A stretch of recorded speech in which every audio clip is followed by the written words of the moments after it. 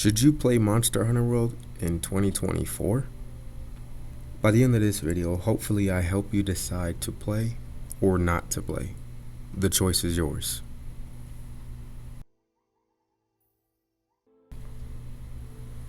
After putting in a measly 45 hours into the game, I could honestly say, well, stay tuned to the end of the video to hear my personal opinion.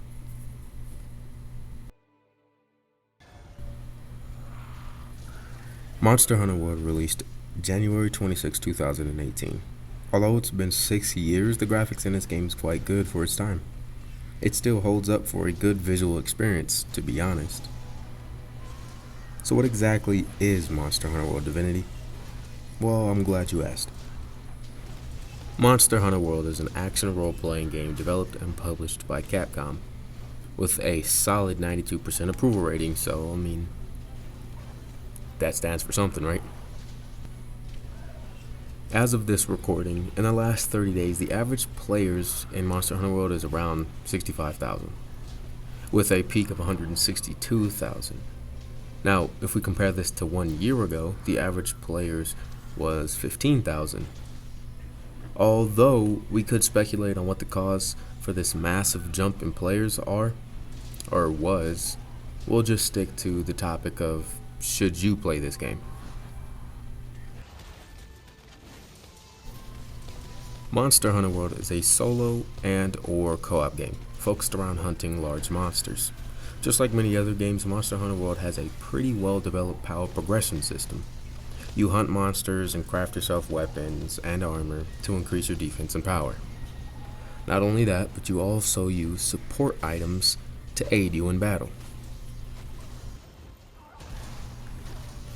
Monster Hunter World was released first on console, followed by PC 6 months later, so the controls are catered to controller players.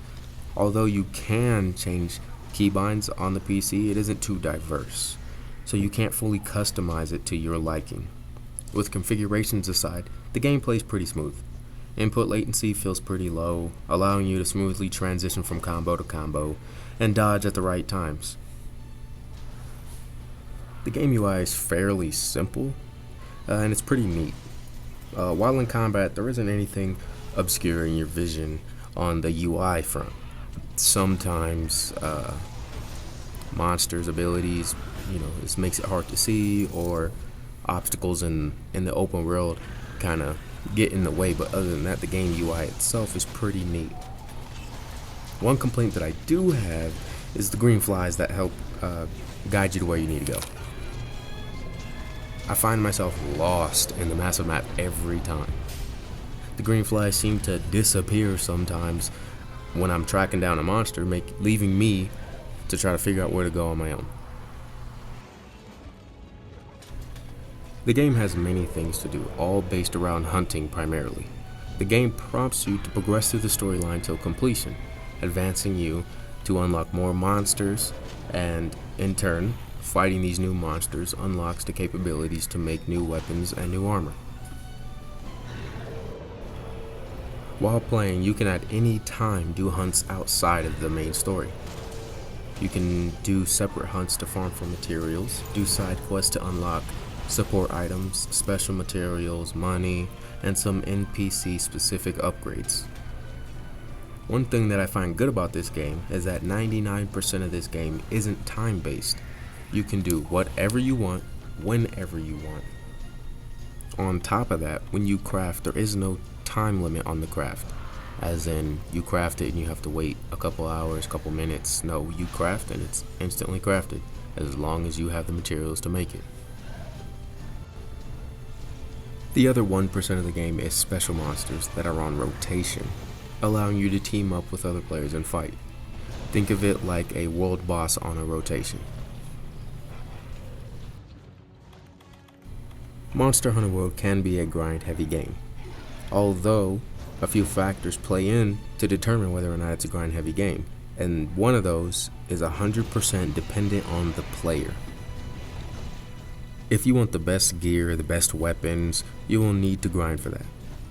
But if you just want to casually play, you can do that as well. Your progression depends on what you do and how long you do it. At the later part of the game, you will need to put a little grind time in for some upgrades. Otherwise, progression won't be possible. There is a lot of side things to do in Monster Hunter World. You can run the world collecting bugs to craft important items. You can gather bones for upgrades. You can mine ore material. You can kill small mobs for material or for quest lines. There are small things as well that don't require you to do much, like Palico quests. Or if you're just more into cosmetics, sometimes you also get your own room in the Iceborne DLC and you can decorate it. You can catch fish, put them in your room. You can get statues of monsters, decorate your room up, change your handler's outfit. There's other things you can do in this game that don't require you to slay or hunt monsters. Late game is really amazing for pretty much everyone who put the time in to get there. It offers fun and unique challenges, amazing loot, and most importantly, in-game cosmetics.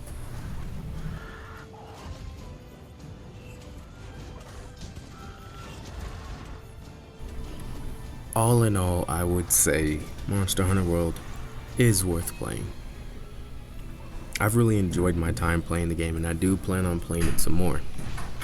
I do think anyone who likes this genre of gaming would definitely enjoy this game and want to put the grind time in.